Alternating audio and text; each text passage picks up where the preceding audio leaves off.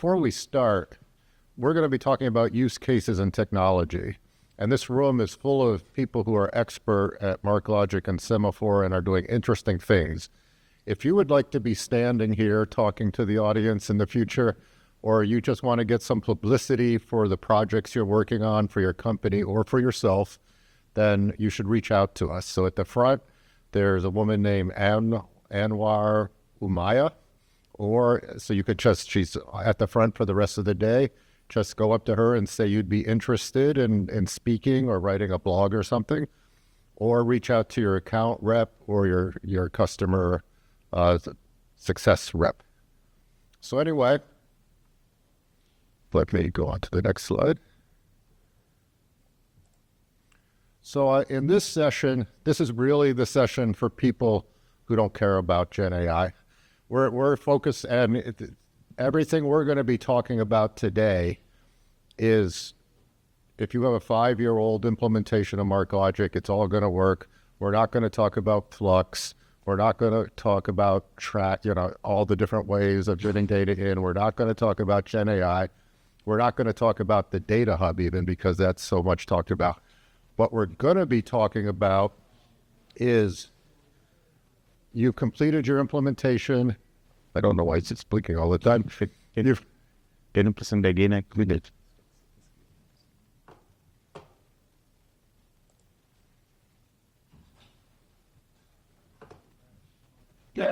So you've completed your implementation.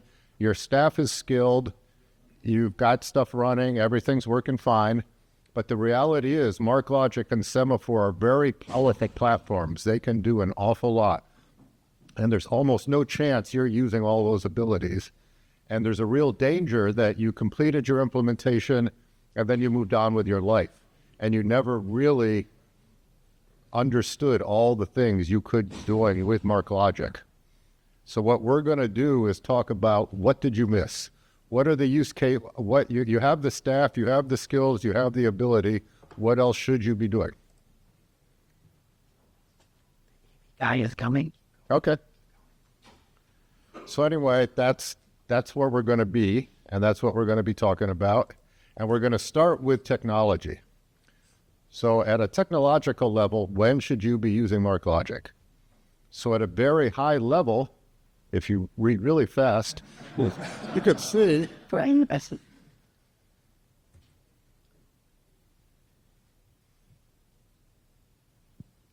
We have an A/B technician coming in, you guys, so people just can.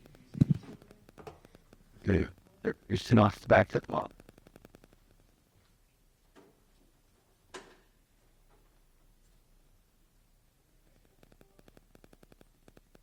Yep, now we lost everything. That doesn't work. We'll switch it to HDMI port, okay?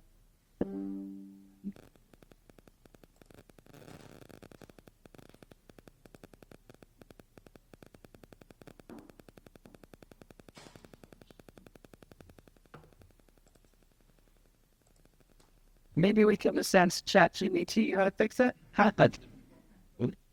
I'll just have to record it. What can you? Well, okay, we're there. Okay. I was sitting there. Yeah. Okay. So anyway, we already did this one. So when should you be using MarkLogic? Fundamentally, you use MarkLogic when you have complex data problems. So our users mostly come to, they have their relational accounting systems. They have anything that can fit into a single table. If all you're doing is plain documents, you're probably using Mongo.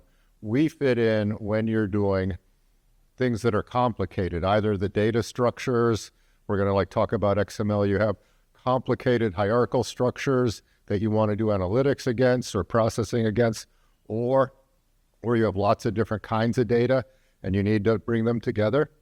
And so those are where we excel. And so that's at the very high level where you should be using us. And other things that involve us is security.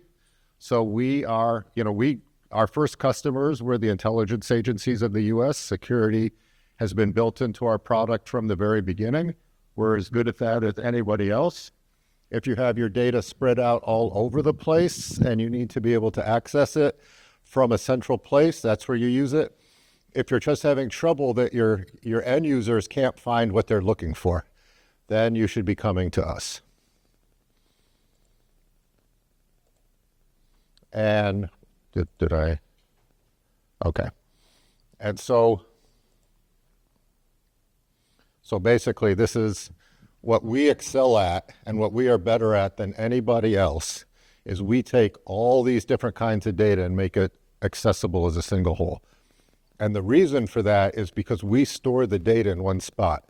So if you go to, say, Cosmo, they'll have 4 or 5 kind of databases, but you have to tell it when you turn it on, is this a relational database? Is this a document database? Is this a graph database? And then you can only put that kind of data in there. And then you have to integrate all those databases together. I think we're the only major player. All of that goes into one bucket, and we have tools so you can, in a single line, query all those different kinds of data and make a single whole out of it. And actually, I'll have a slide about that in a second. So if you have lots of different kinds of data, you need to access it as a single whole, you should be coming to us. Another is ontology-guided search and query.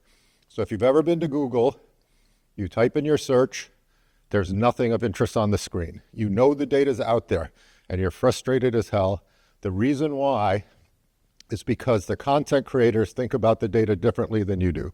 So in this example, you do a search called bond, type for bond and high yield. And what I've been told by banks is you'll get 1/4 of the results you should. And the reason why is because fixed income is a synonym for bond. Muni is a kind of a bond. High yield, junk, high risk all mean the same thing. And so some of your content creators are going to be using these terms. And so with MarkLogic, if you have an ontology-guided search, your users can type whatever they want. Your content creators can type whatever they want. And MarkLogic and Semaphore together, but MarkLogic alone too, will take this and combine all of this and get all the results. So instead of your searches returning 1/4 of what they should, they'll return all the results they should.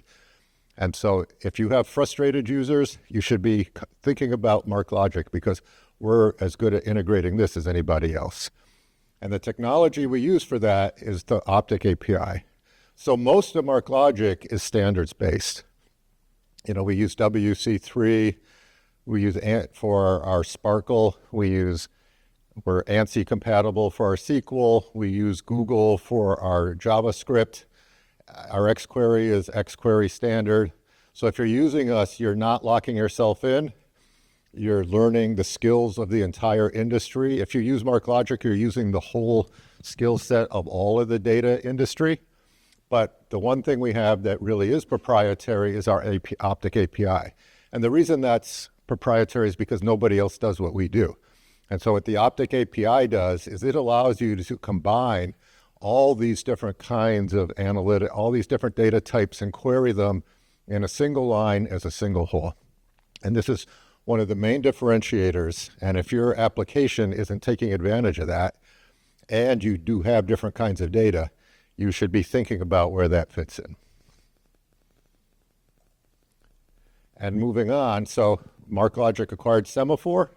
Semaphore gives us a lot of new stuff here. It allows us to classify documents.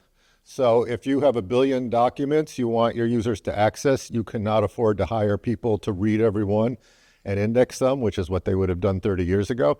You need automated ways that are accurate, possibly deterministic, so that you can understand why it's being done.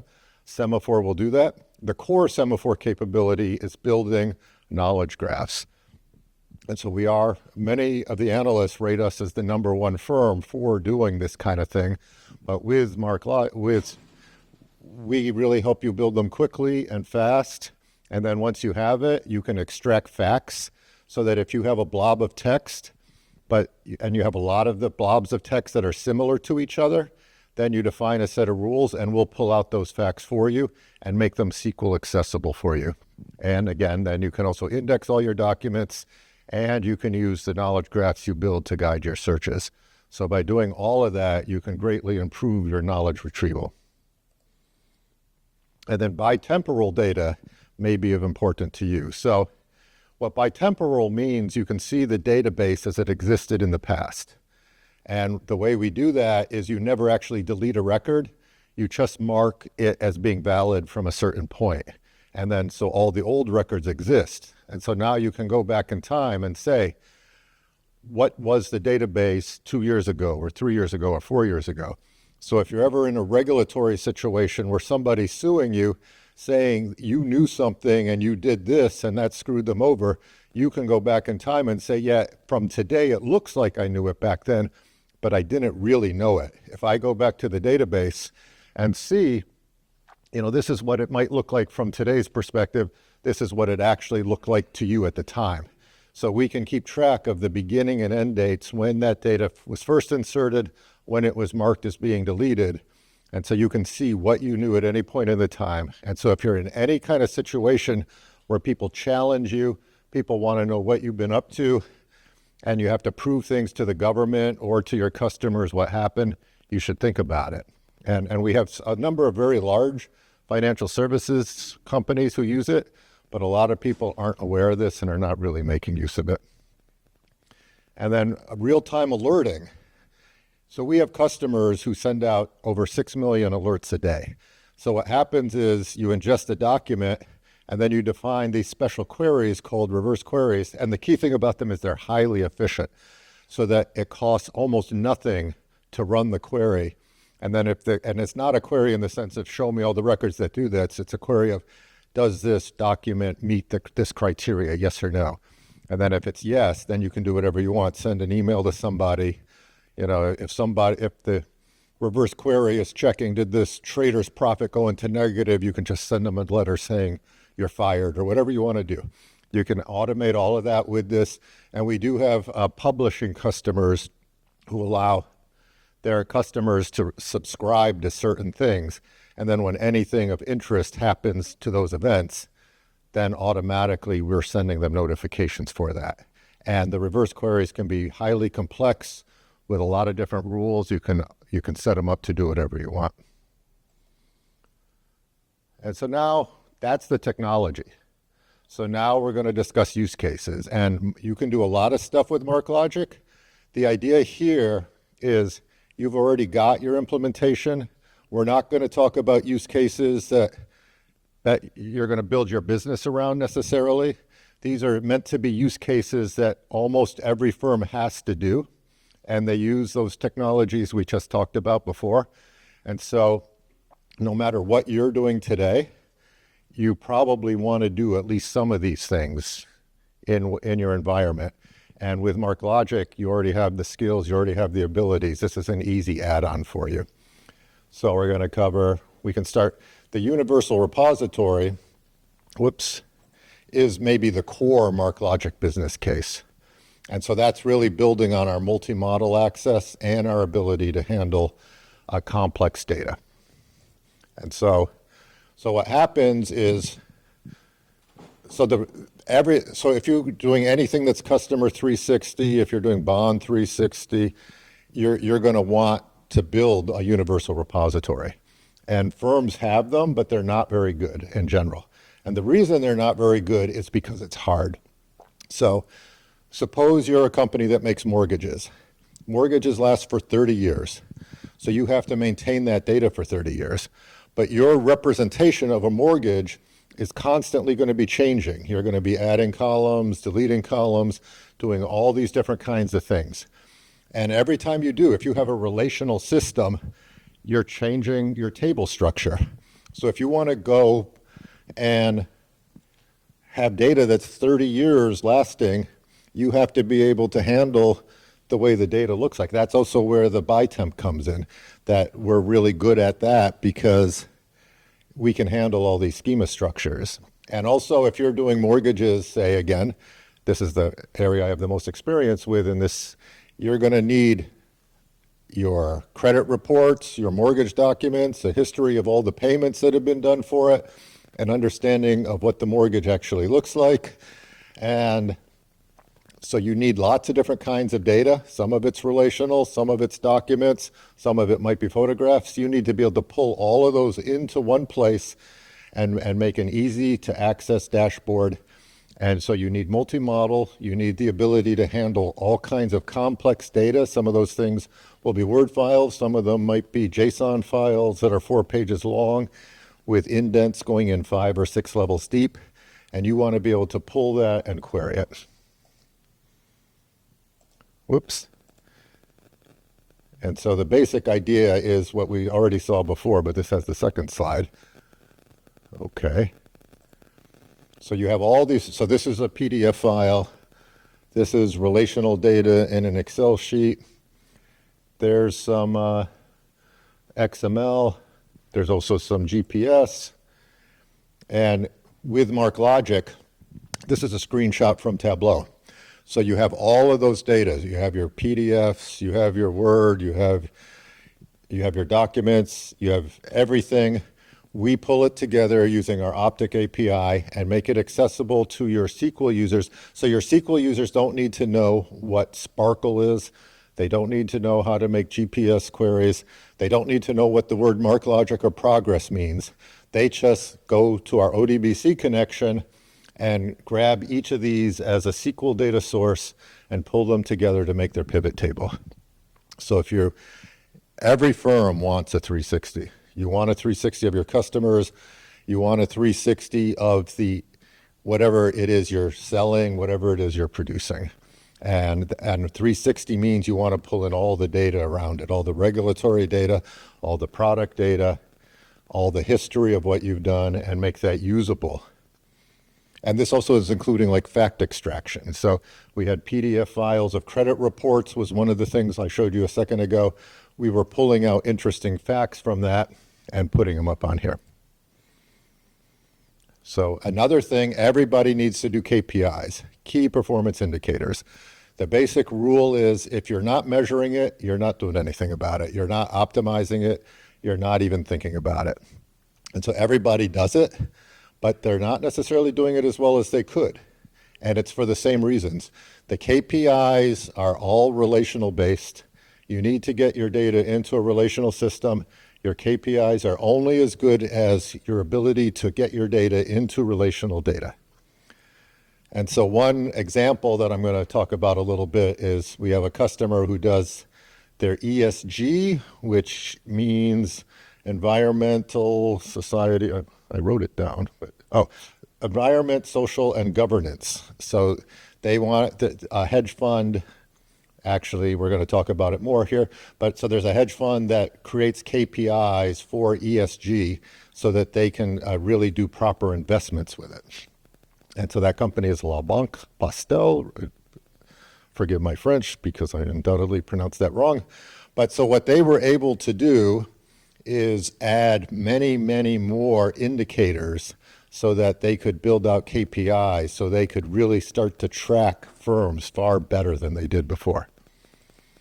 And more specifically, before they started, they only had 70 KPIs. After MarkLogic, they ended up with 4,000 KPIs. And so some of these things, this will be available as greenhouse, as relational. This is relational. Getting into slavery-free supply chain and some of these other ones, a lot of the risk that we'll talk about later doesn't really exist in a relational format. You get a written report, you send it up, you read it, and instead of having to have analysts pulling the facts from the documents, with MarkLogic and Semaphore, you can go in there and do your fact extraction from the documents and get all of this into a format that's relational, and then use MarkLogic to pull all of that together and almost add 2 zeros to the number of KPIs. And then by doing that, they could really evaluate the firms they were investing in far better, because their whole point was they wanted to invest in firms that were socially responsible. But if you can't measure social responsibility, how can you invest in them? And so this is something that our European colleagues are very proud of what they've done there. And then regulatory and compliance reporting is another area that we're really good at. And in financial services especially, but in other areas as well, a lot of our business is driven by this. And so we can talk about a couple of our use cases here. And so there's all kinds of compliance needs. So you have data protection. Firms are required to help the government stop tax evasion. Stuff that at this conference, I've had several meetings about fraud, customers who are using MarkLogic for fraud detection. And you have to protect your customers. Subpoena response, we'll have a specific slide for. This is an area that our Semaphore team puts a huge amount of stuff into. But so there's a huge universe of material.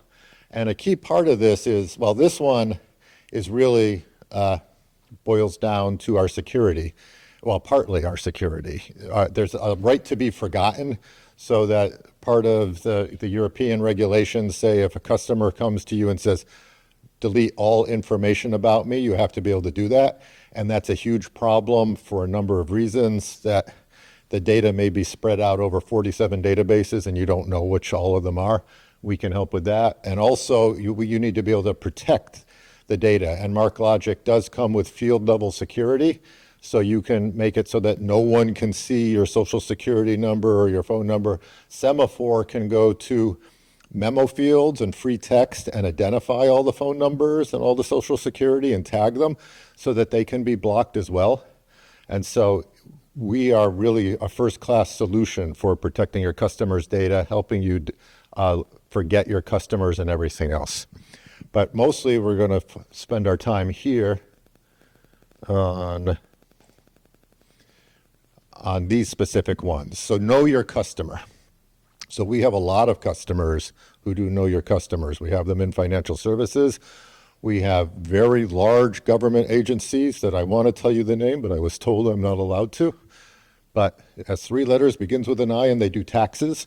And all of that is built on us. So if you ever get audited, that data is in MarkLogic. And that is the ultimate know your customer application. So you need all of the things that might happen in a tax audit is stored in MarkLogic, and so they know how to get that kind of information out in an easy to use format. And lots of you have know your customer regulations, so if you're in any kind of sensitive industry, if you have customers who can possibly do wrongdoing, the government is going to expect you to be able to come in there and identify that these were potential bad guys and you should have been aware. So this is actually a really good use case, and we do have major banks. We've had consulting firms build applications around us for this use case. And so if you have an interest in that and you're not using us for it, come and talk to us. Another use case, this is one that the Semaphore team really likes, but we also have other uses. So if you were here yesterday and you listened to the ISO 20022 presentation, their primary use case is legal discovery. That $2 trillion a day of payment transactions is being stored in MarkLogic. If the FBI or the Department of Justice is doing fraud detection, looking for illegal activity, they go to the clearinghouse and say, I have a subpoena, fill it out, I need this information. And the clearinghouse picked MarkLogic, and actually we'll discuss them. I'm not going to talk about them too much, but I have a slide about them. But anyway, and we had a whole talk about it yesterday, but they go to them, and because of our capabilities, they did that. But in a larger sense, like we have a different customer who built a system for legal discovery after the mortgage crisis, and everyone was suing the banks because of their derivatives. And derivatives are really complicated, and legal discovery is really complicated.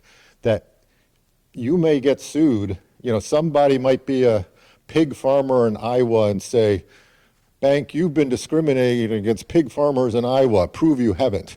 And then you're the bank, and you have to pull all the information, and that could be copies of every document signed by a specific officer, copies of documentation that says who's allowed to sign documents, all of these kind of manuals, lists of employees and the dates they were hired, everything in regard, all the contracts about all the documents about a single contract. So these are not, you can't go to your Oracle instance and grab that information.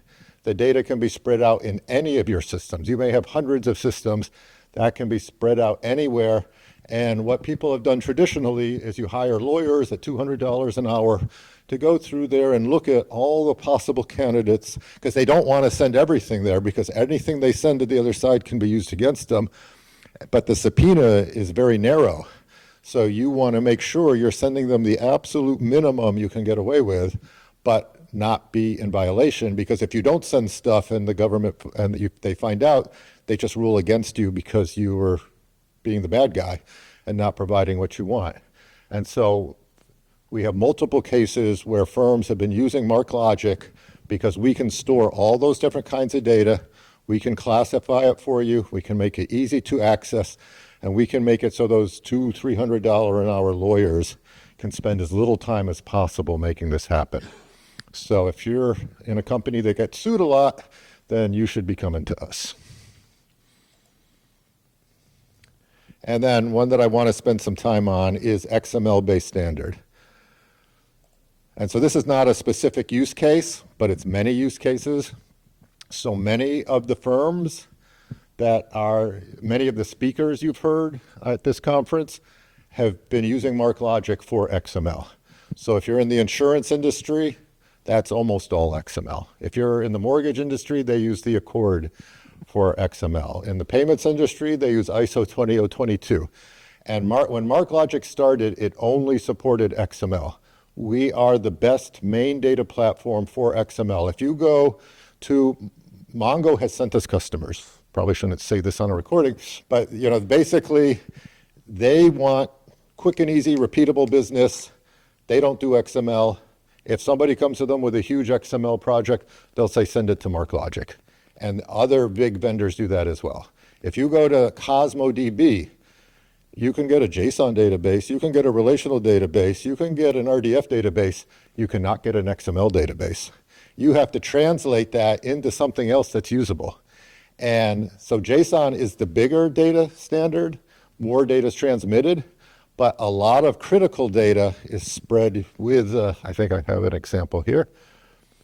You're probably, and this is a tiny set.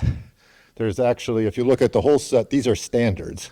So if you're in any of the industries that use these things, you have to be dealing with XML. And I had a bigger slide, but I wanted it to be readable. It's actually more like 30 or 40 different industry-based standards, and that's coming in there. And what people do is they translate it into JSON or they translate it into relational, and then they lose stuff. You have to have 2 copies of the data, and XML is complicated. It has namespaces and other stuff that make it hard for normal applications to use it, which is why they invented things like JSON, because it was too hard to do. But it's too hard to do maybe, but people still force you to do it. And we are better at doing this than anybody else. So if you are in any place where there's a lot of XML, you should be coming to us and talking about it. And we have a lot of people who have been at this conference are using us fundamentally because of our ability to do XML. And so the benefits we give: no information loss. If you're going with almost anybody else, you're translating it and moving it into relational, key value, or JSON, and you're not storing the namespace names. You're possibly losing things, especially if you're moving it into relational, and that hits your data quality, makes it hard to govern because now you've got multiple copies of the data. And just having it all in one place makes it so much easier to work with. And plus, we can combine that XML with all the other data sources, which makes it even easier to use. And so this is the XML standard said it shall be easy to write programs which process XML data documents, and they were lying. They did nothing to make that happen. The only way to make it easy is to use MarkLogic, and we weren't what they were thinking about when they created the XML standard. So they weren't lying on purpose. It shall be. They weren't saying it was, and maybe it will be in 5, 10, 20 years, part of the standard, but they haven't gotten there yet. And so this is the presentation you saw yesterday. We didn't have permission to use their name, but they have actually spoken at our conference. So they did move. They handle $2 trillion a day in payments transactions.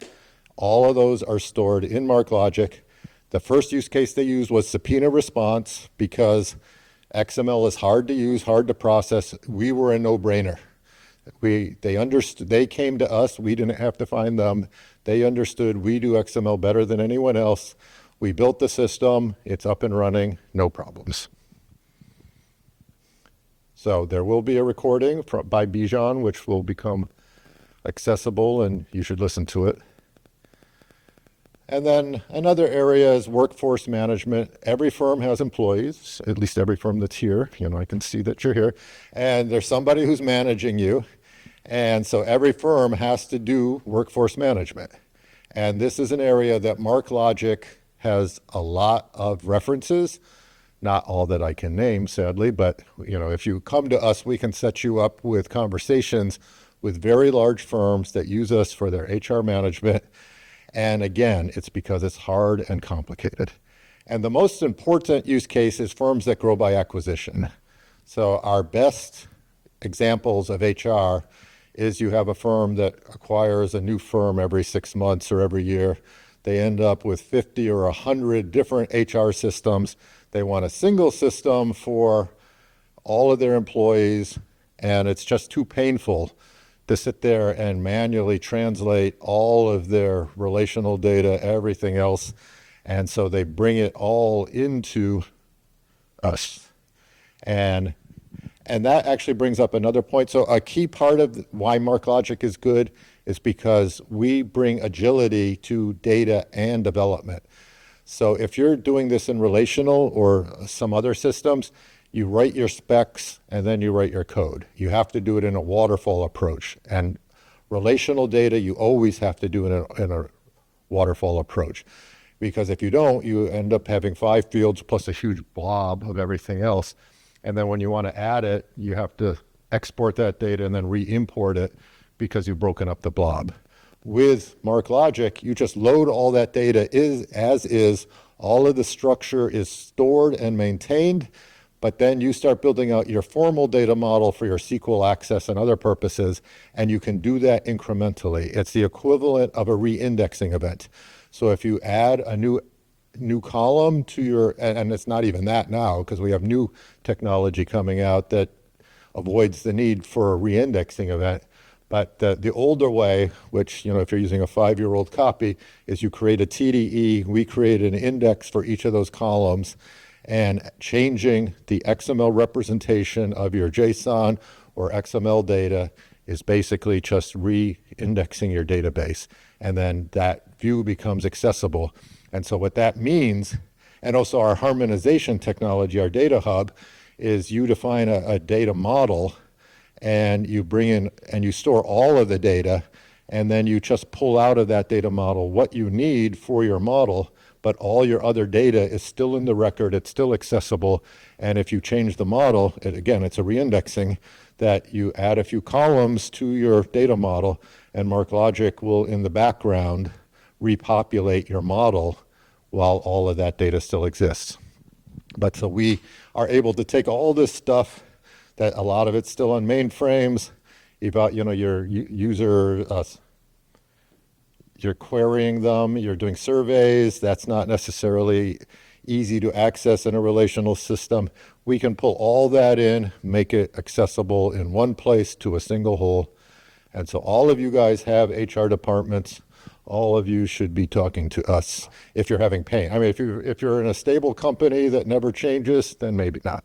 If you're in a company that's buying and selling units every 6 months, then we have things to offer you. And this is just another look at it. And so this is talking about that we give you the flexibility. It's easy to online new stuff.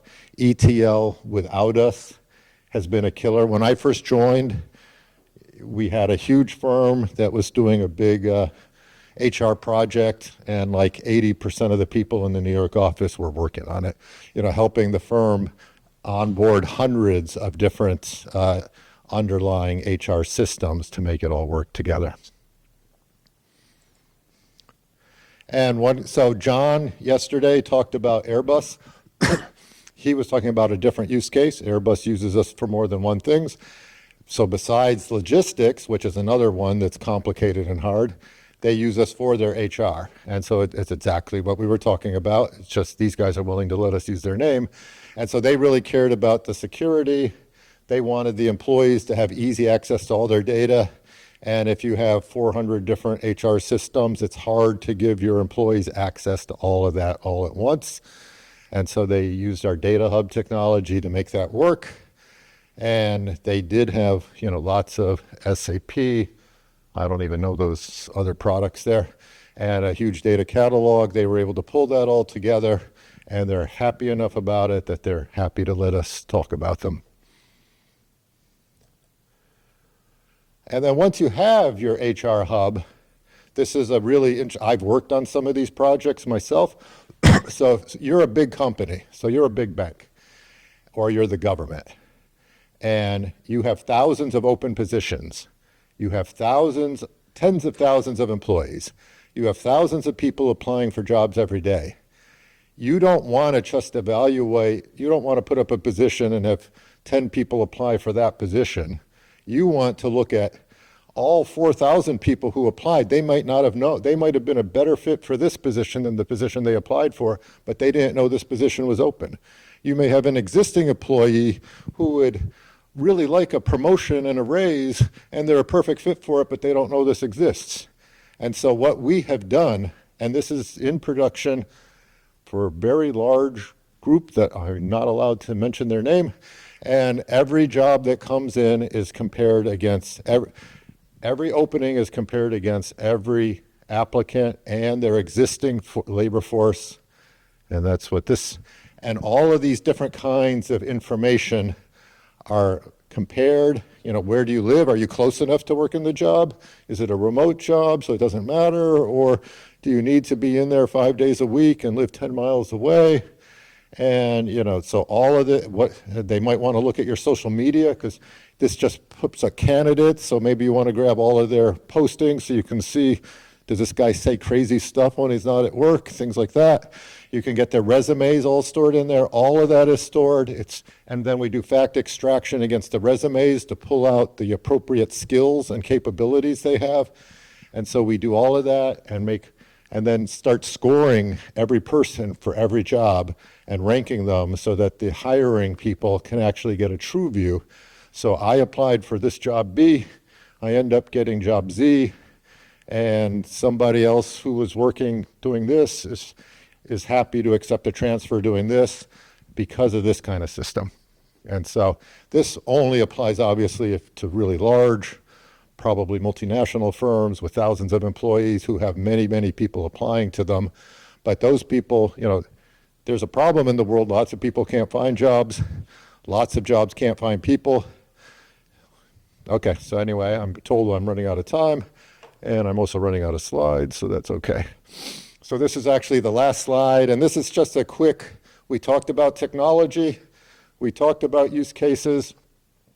This should not be considered, actually classification can be used for almost anything. Fact extraction can be used for anything, but things where it's really important.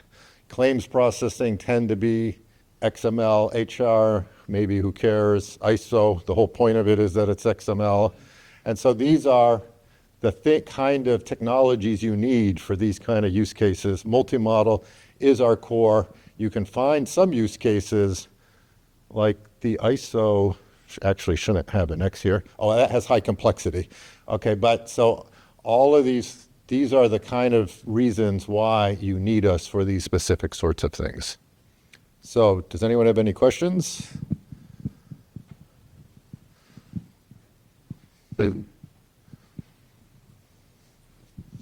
So when you're gathering all of this data from all these different systems, I would imagine it's a permissions nightmare. And do you have anything set up for permissioning on different levels from different systems? So MarkLogic will totally integrate with your LDAP or other enterprise system. So basically what happens is there's a user assigned for MarkLogic, or maybe for the person running the application, and then they're given the permissions they need to get the data. I don't know any other way to make that work, but that's generally the way you make it work. So let's say if multiple users are manipulating the same document at the same time, how does MarkLogic manage the conflicts, especially the system date time? Sure. So when I joined MarkLogic, our number one mantra was we're the only ACID NoSQL database. There were many people back then who believed it was impossible for a NoSQL database to be ACID. There were many articles saying that. So when you insert or ingest a document in MarkLogic, you put a lock on it. And then you're the only one who has the ability to update that document as long as you have the lock. And depending on what kind of lock on it, other people can read the committed changes that were done before you started. So you lock a document, you're making changes, but the original document is still there for read access. And then when you write it, then that old one is marked as deleted, and you have to use the new one. And so it's the way any system would work. It's basically the same as a relational system. You put a lock, you are the only one who can update it as long as you own that lock. Other people can still read it while you're updating and changing it. I think you have choices about what maybe you want to make it invisible to people, but that's the way you should do it. We're just about out of time. So get out there and do your second implementation. That's just.